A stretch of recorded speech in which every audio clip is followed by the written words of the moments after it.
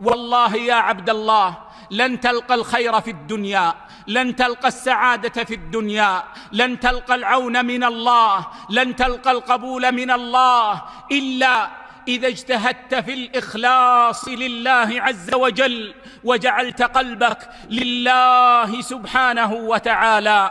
فالله الله أحبتي في الله، الله الله في هذه النيات اجتهدوا في تخليصها، فإنها في أول الأمر يلقى الأمر عناء في مجاهدتها، لكن إذا صفت طابت وطابت الأعمال وطابت الحياة، وكان الإنسان في جنة وهو في الدنيا.